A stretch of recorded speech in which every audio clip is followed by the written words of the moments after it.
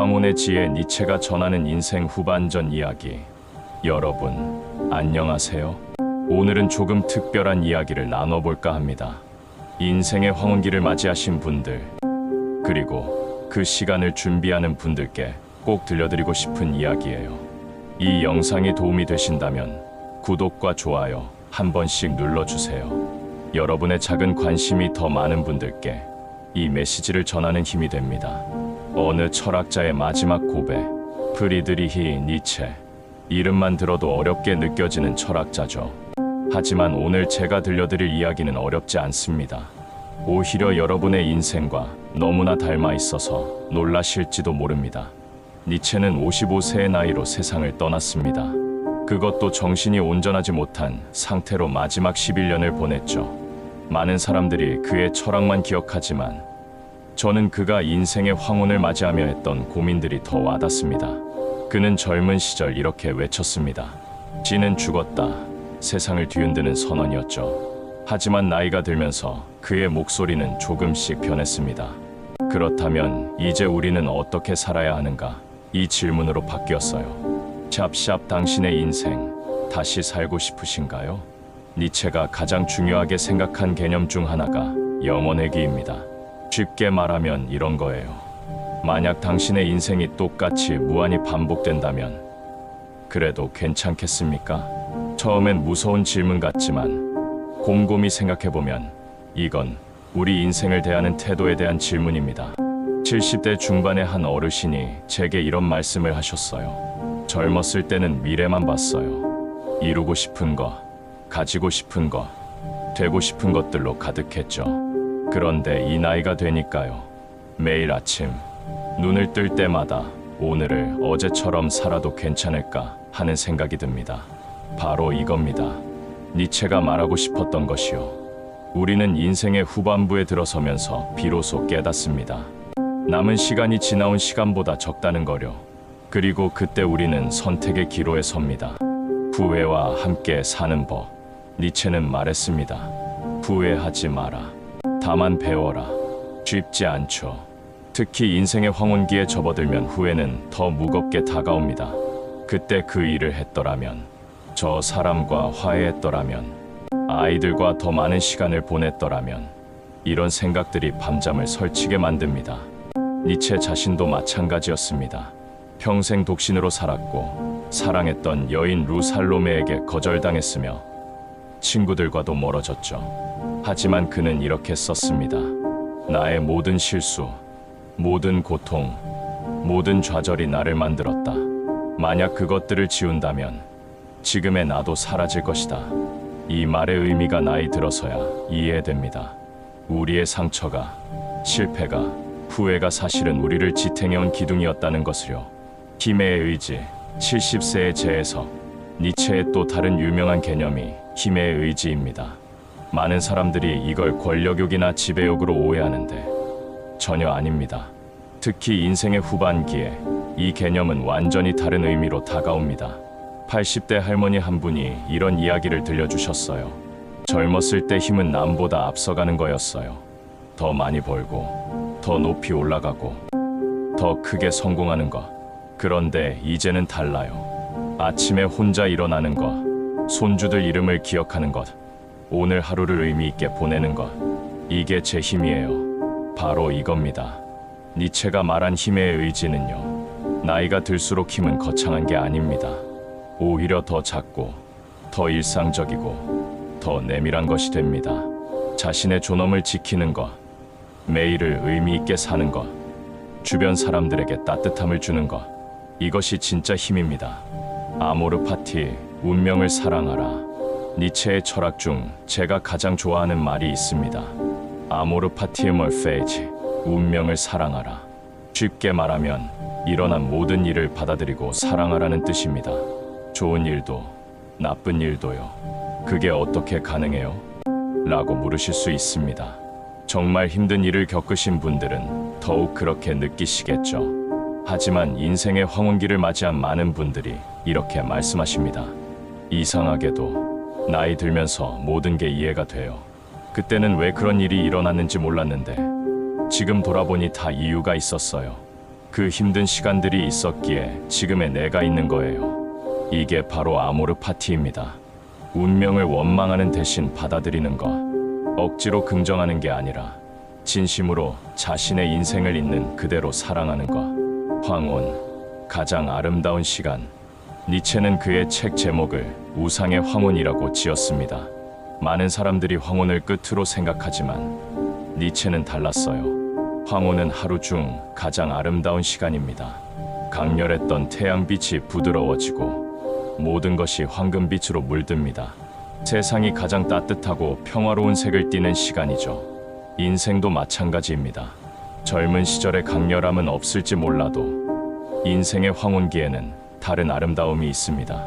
깊이가 있고 따뜻함이 있고 지혜가 있습니다. 한 70대 할아버지가 이런 말씀을 하셨어요. 젊었을 때는 세상을 바꾸고 싶었어요. 큰 일을 하고 싶었죠. 하지만 이제는 알아요. 내 주변 한두 사람의 인생의 작은 온기가 되는 것, 그게 진짜 큰 일이라는 거요. 이 말씀이 얼마나 니체의 철학과 닮아 있는지 모르겠습니다. 초인, 그것은 더 나은 자신.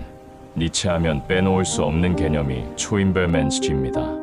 많은 사람들이 이걸 슈퍼맨 같은 존재로 오해하는데요. 전혀 아닙니다. 초인은 어제의 자신보다 나은 오늘의 자신을 말합니다. 나이에 상관없이요. 85세 할머니 한 분이 스마트폰 사용법을 배우시는 걸 본 적이 있습니다.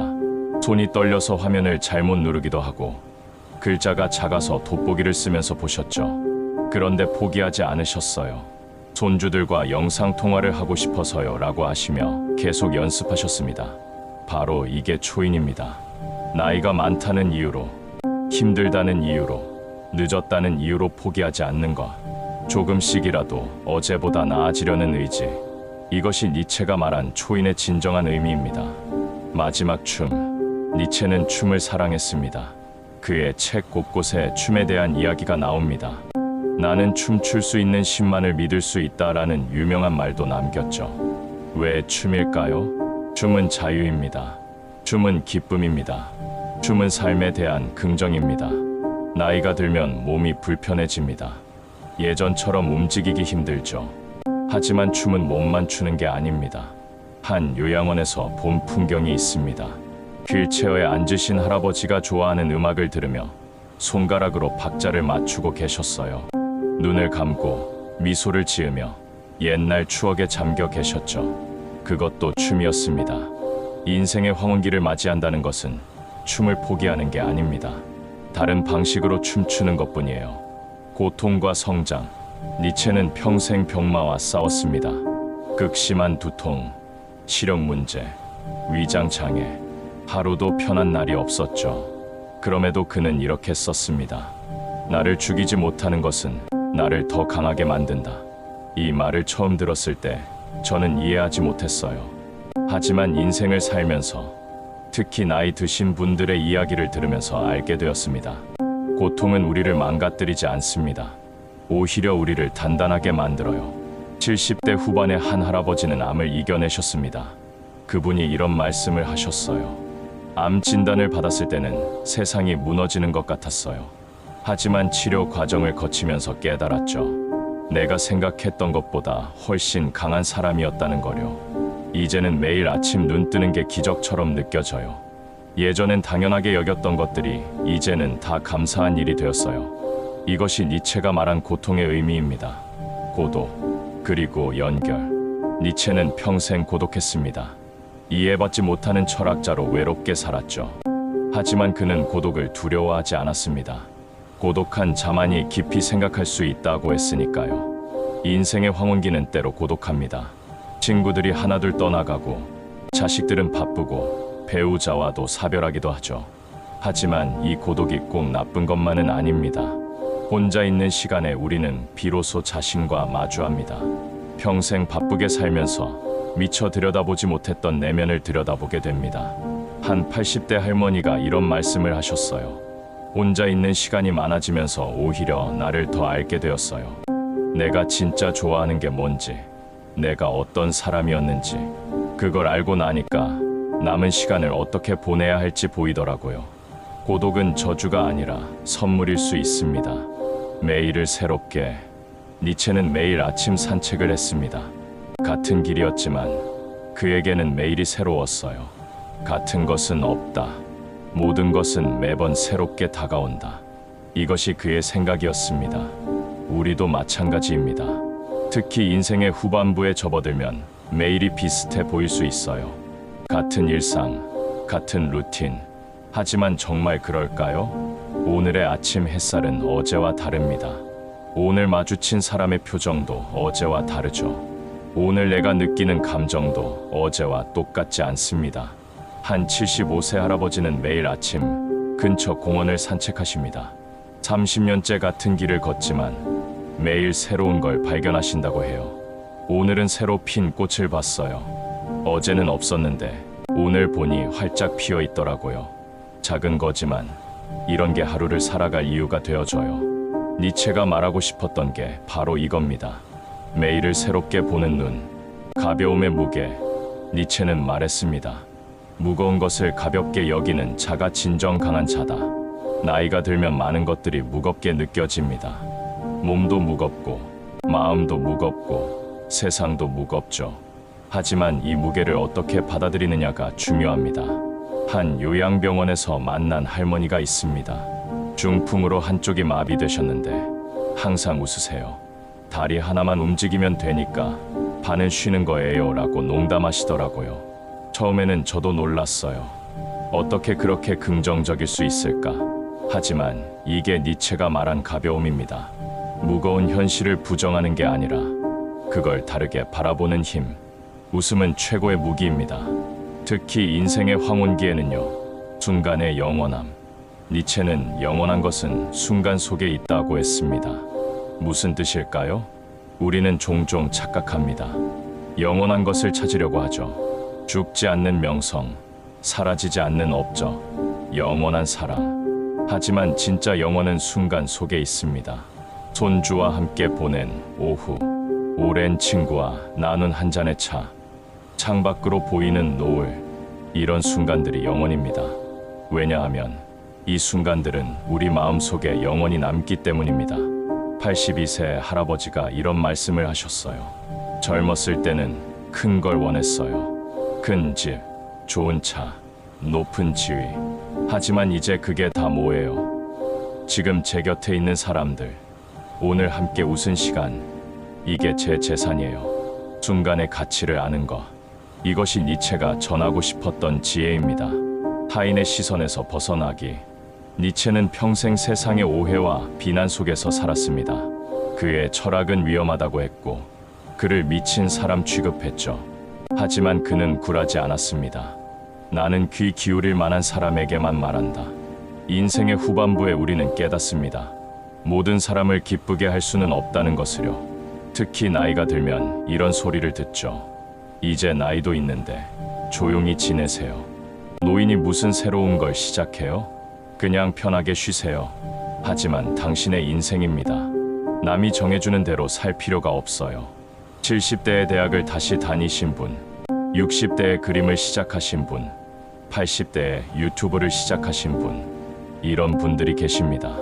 타인의 시선에서 자유로워질 때 비로소 진짜 나로 살 수 있습니다. 용서, 그리고 해방. 니체는 용서에 대해 이렇게 말했습니다. 용서는 약한 자의 무기가 아니라 강한 자의 특권이다. 나이가 들면서 우리는 많은 사람을 용서하게 됩니다. 아니, 용서해야 합니다. 평생 원망했던 부모님, 상처를 준 배우자, 오해했던 친구. 이 모든 사람들과의 관계에서 해방되어야 남은 시간을 평화롭게 보낼 수 있습니다. 한 78세 할머니가 이런 말씀을 하셨어요. 평생 엄마를 원망하며 살았어요. 나를 사랑하지 않았다고, 동생만 예뻐했다고.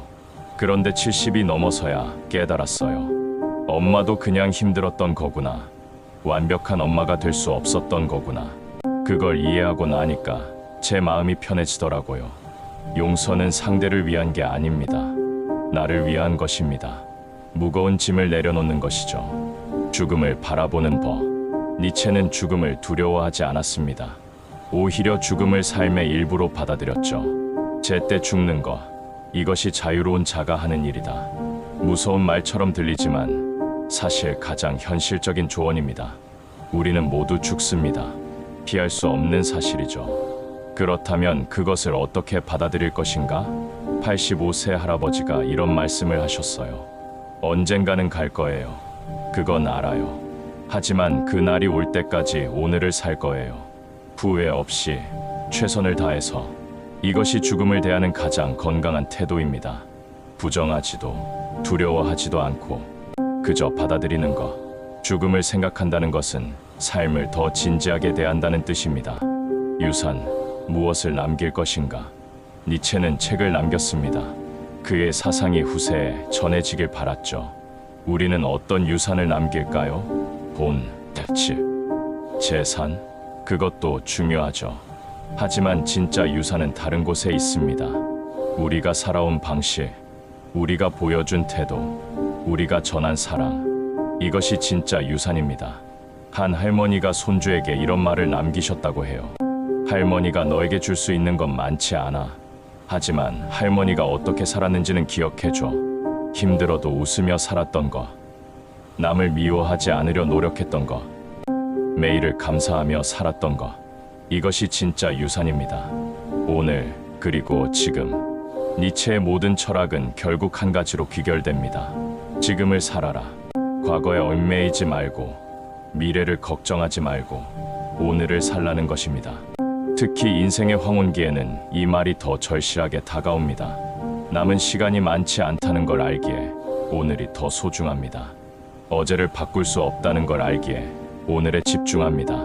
내일을 장담할 수 없다는 걸 알기에 지금 이 순간을 살아냅니다.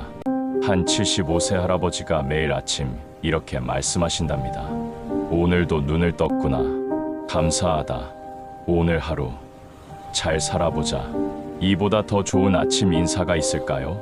당신에게 전하는 메시지. 니체는 55년의 짧은 생을 살았지만 그가 남긴 메시지는 영원합니다. 특히 인생의 황혼기를 맞이한 우리에게 그의 말은 큰 위로가 됩니다. 당신의 인생은 당신 것입니다. 다른 누구도 대신 살아줄 수 없습니다. 힘들었던 순간들도 아팠던 기억들도 모두 당신을 만든 소중한 조각들입니다. 이제 남은 시간을 당신답게 사세요. 타인의 시선에서 벗어나세요. 매일을 새롭게 맞이하세요. 순간의 아름다움을 느끼세요. 니체는 이렇게 말했습니다. 나는 나의 운명을 사랑한다. 그것이 나를 만들었기 때문이다. 당신도 당신의 운명을 사랑하시길 바랍니다. 당신의 인생을 있는 그대로 받아들이고 사랑하시길. 마치며 오늘 이 긴 이야기를 끝까지 들어주셔서 감사합니다. 니체라는 철학자를 통해 우리 자신의 이야기를 해본 시간이었습니다. 이 영상이 조금이라도 도움이 되셨다면 구독과 좋아요 부탁드립니다. 그리고 댓글로 여러분의 생각을 나눠주세요. 여러분의 인생 이야기가 듣고 싶습니다. 감사합니다.